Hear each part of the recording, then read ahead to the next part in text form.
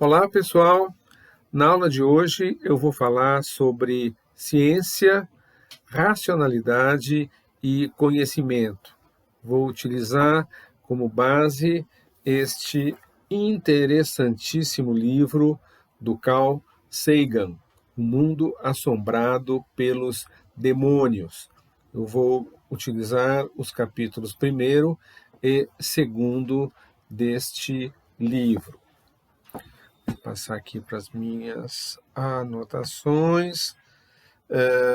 Começar dizendo rapidamente quem foi Carl Sagan, porque ele já é falecido. Sagan foi um cientista estadunidense. Ele dedicou a vida dele à astronomia e principalmente ao trabalho de divulgação científica.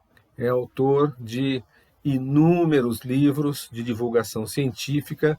Ele se notabilizou, se tornou famoso pela busca dele, e uma busca bem sucedida, de apresentar os conhecimentos científicos numa linguagem agradável, que ele pudesse se comunicar com facilidade com as pessoas comuns, aquelas pessoas que não têm uma formação científica. O Sagan, ele nasceu em 1934, em Nova York. Ele é da geração dos meus pais, 2 anos mais novo do que o meu pai e que a minha mãe.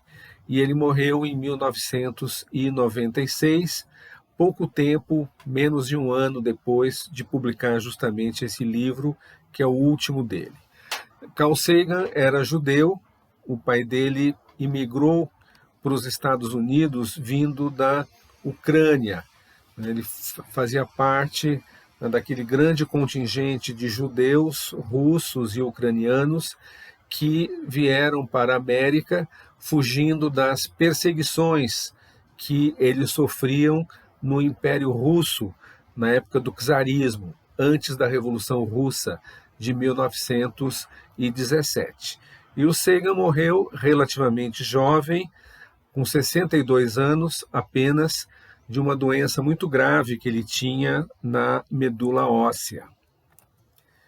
O Sagan, ele tem uma carreira como cientista, como pesquisador, né? Ele se dedicou, sobretudo nos últimos 10 ou 15 anos de vida, sobretudo num projeto de pesquisa, né, em busca de sinais de vida fora da Terra, né, busca de, sobretudo de planetas em outras galáxias, que tivessem condições semelhantes às condições da Terra, né, capazes de abrigar aquilo que nós conhecemos como vida.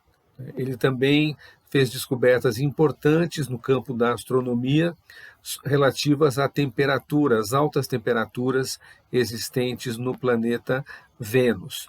O livro dele mais conhecido se chama Cosmos, um livro lindo, todo ilustrado, todo colorido, livro de 1980, que virou uma série de televisão, uma série de muito sucesso, muito premiada. Essa série vocês podem assistir se vocês quiserem.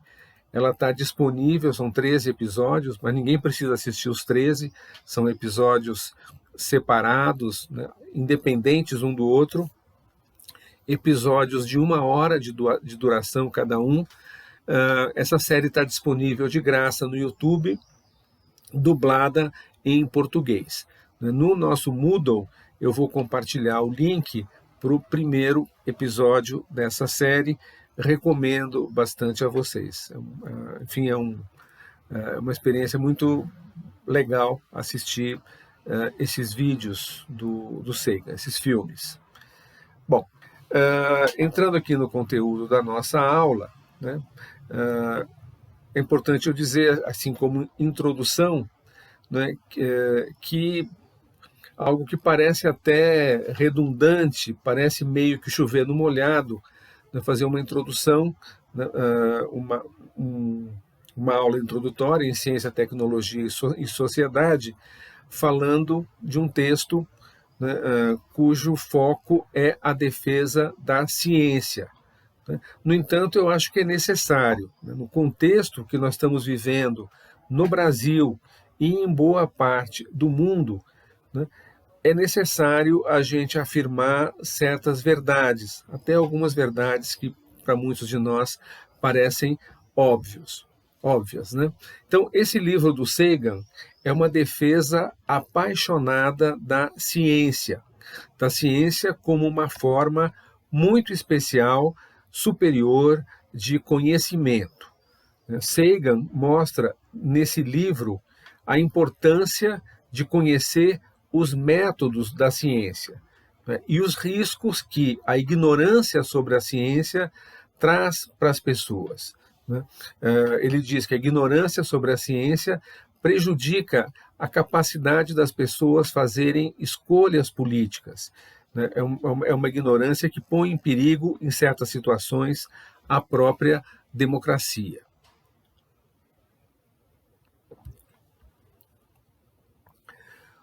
Sagan fala do analfabetismo científico. Ele usa essa expressão para se referir àquelas pessoas, por exemplo, aqueles que não sabem que a temperatura do nosso planeta está se aquecendo e que isso pode ter consequências catastróficas para a humanidade inteira. Os analfabetos científicos, eles são pessoas crédulas, né? Pessoas que estão disponíveis para acreditar muito facilmente em mentiras, acreditar em todo tipo de absurdos. A gente tem visto muitos desses absurdos serem ditos por aí agora nesses tempos de pandemia. Um exemplo desses absurdos, uma ideia que eu vi circulando, fiquei assim, estarrecido, né, de que a vacina contra a Covid-19, imagina só, a vacina pode conter dentro dela um chip esse chip vai espionar o que nós estamos fazendo, espionar a nossa vida cotidiana, né, enviando essas informações para a China. Eu não consigo imaginar o que o governo chinês pode ter de interesse em saber daquilo que eu faço no meu dia a dia. Eu que não sou nenhum agente secreto, tenho uma vida bastante comum, né? Mas as pessoas, por incrível que pareça, acreditam, né, em absurdos como esse, ou até em coisas até mais graves do que isso. Então, o analfabeto científico, aquela pessoa que não tem noção sobre o que é a ciência e o método científico, essas pessoas elas são vítimas fáceis para todo o tipo de charlatanismo. O livro do Sagan é muito focado no combate ao charlatanismo, não é, que ele vai contrapor a verdadeira ciência. O Sagan, né, ele alertou para os riscos do analfabetismo político muito tempo atrás. Esse livro foi escrito 24 anos antes da Covid-19, analfabetismo científico. Até parece, né, você lendo aí o livro do Sagan, parece até que ele já estava prevendo que ia aparecer nos Estados Unidos um presidente como Donald Trump. Donald Trump que incentivava as pessoas a desprezar o uso de máscaras, incentivava as pessoas a ignorar os cuidados necessários para a gente enfrentar uma doença que já matou milhões de pessoas no mundo inteiro. E os Estados Unidos é justamente o país, né, onde se registrou o maior, até agora, né, o maior número de mortes de Covid-19. Esse livro do Sagan, conforme eu disse, é um livro em que ele faz uma defesa apaixonada da ciência. Vocês lendo esse livro, vocês percebem isso ali a cada momento, né? O apreço que ele tem pela ciência, né? E ali como demonstração, né, da eficácia, do sucesso da ciência como um método superior de conhecimento, ele enfatiza muito a ciência médica, né? Ele mostra, inclusive com dados, como que a ciência médica ela aumentou a expectativa de vida das pessoas, né, melhorando as condições de saúde ao longo dos séculos, né, desde o Hipócrates, que é considerado o fundador da medicina na Grécia Antiga, até a atualidade. O Sagan ele cita, por exemplo, né, um exemplo muito interessante, que é uma diminuição drástica nos últimos 60 ou 70 anos das mortes de mulheres no parto, né, como que essas mortes decaíram.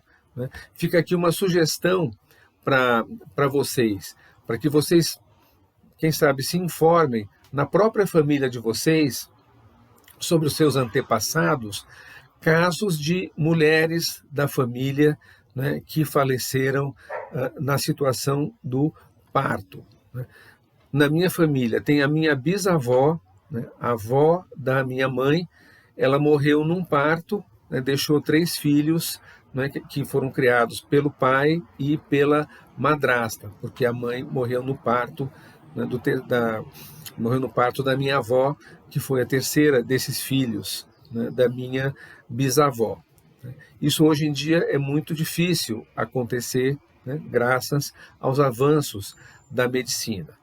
O Sagan ele mostra como a longevidade humana ela tem avançado, né, ali no século XX inteiro, né, e nesse começo do século XXI, né, é um avanço que, evidentemente, ele é associado com a erradicação de um grande número de doenças. Né? Pensem na varíola, por exemplo. A varíola é uma doença que já causou estragos devastadores, né, durante séculos, sobretudo na Europa. É uma doença que está praticamente erradicada. Então, a longevidade humana tem muito a ver com isso, com a nossa capacidade de curar doenças, ou pelo menos de tratá-las, né? Os avanços dos remédios, as vacinas e assim por diante. Né? Um exemplo para vocês, eu trouxe aqui para mostrar o meu caso. Né? Eu tenho algo, dá para chamar de uma doença, mas graças à medicina não me causa consequência nenhuma. Eu tenho hipotiroidismo.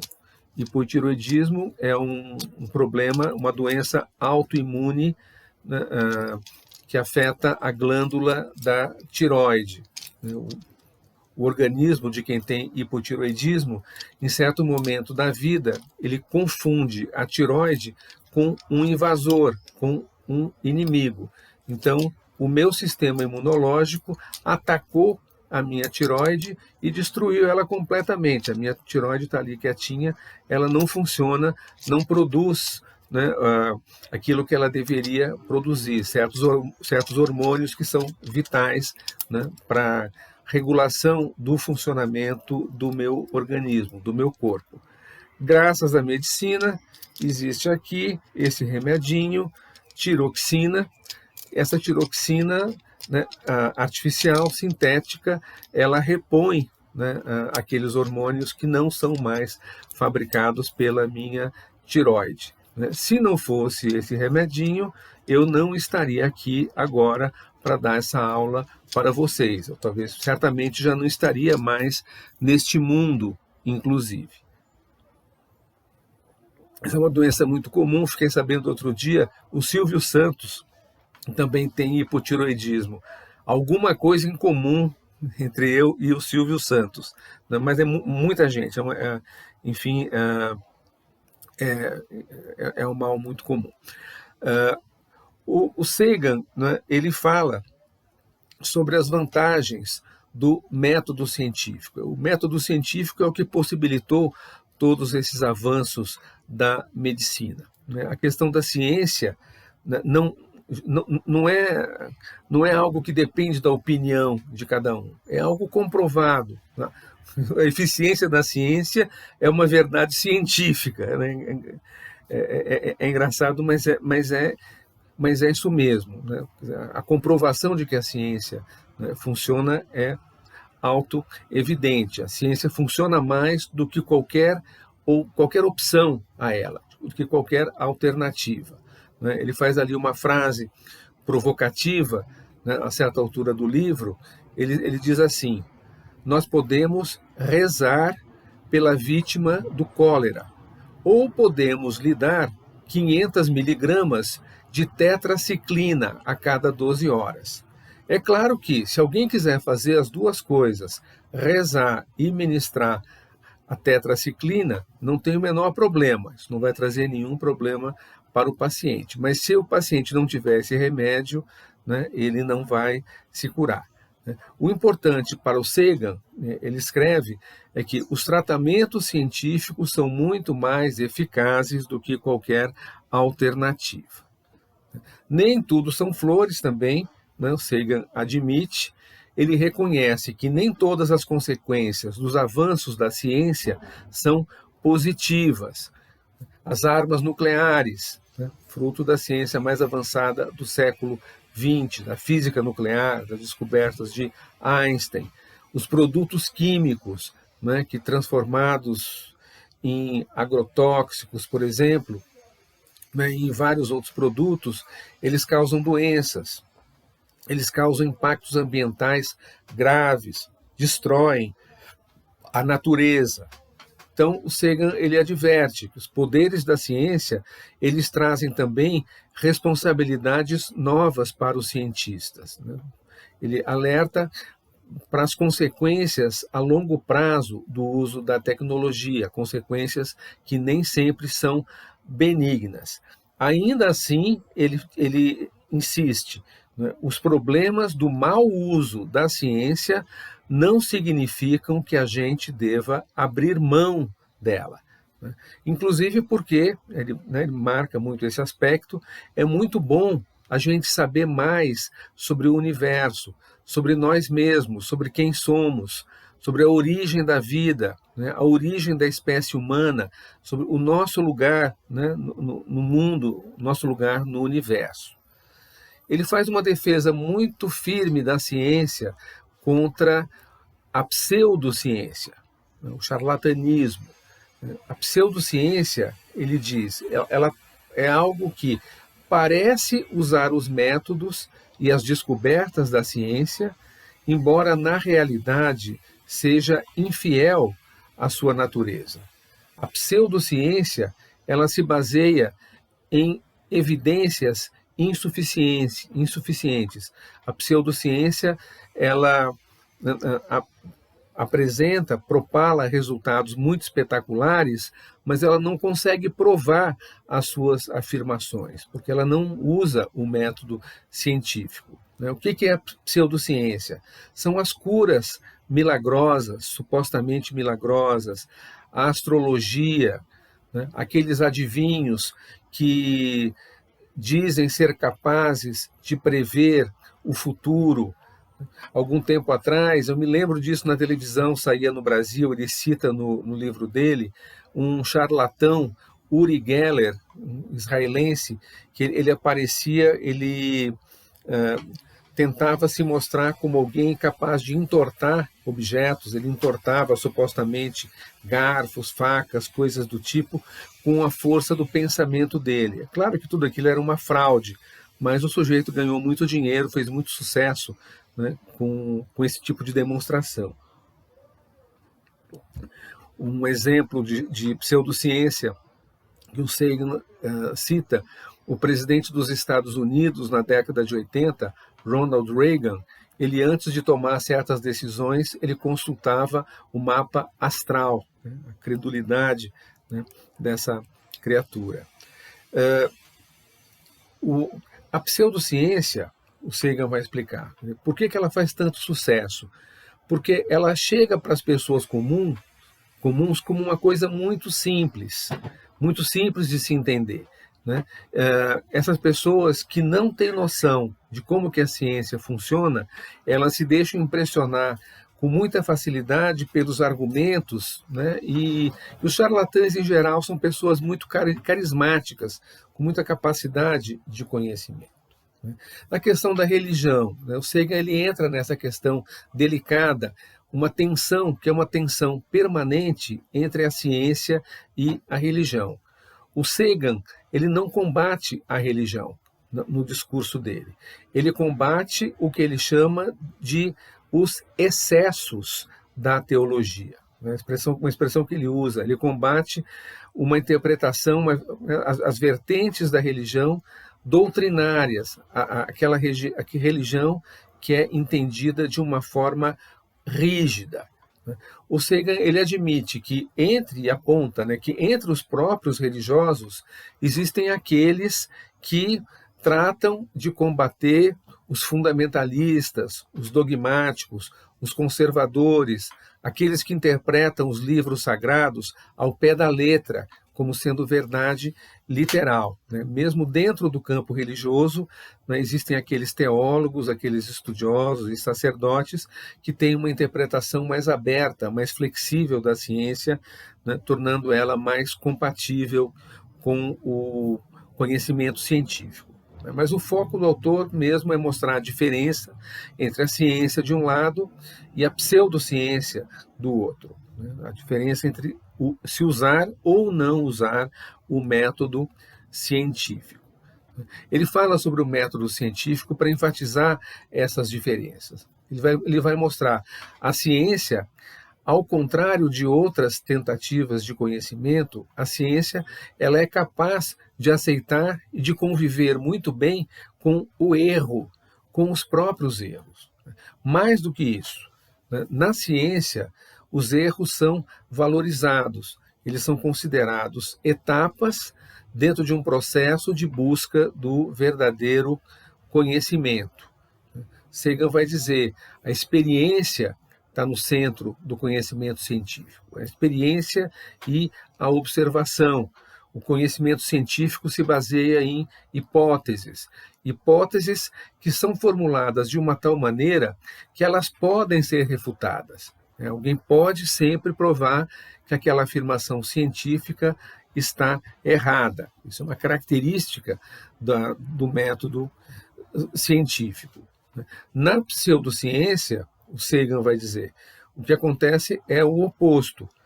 As hipóteses na pseudociência, elas não são submetidas a um exame cético. O exame cético é aquele em que alguém vai tentar descobrir um erro naquela argumentação, naquela afirmação. Vai tentar ver onde é que ela pode estar furada, aonde que ela pode falhar. Faz parte da ciência submeter tudo aquilo que o cientista diz a um exame cético, submeter o que ele diz a um chato que vai olhar e procurar ver, será que isso aí é realmente verdade? Será que essa tese ela corresponde à realidade? Já na pseudociência, os profissionais eles são sempre esquivos, eles são defensivos, eles não aceitam se submeter a esse tipo de exame, esse tipo de teste.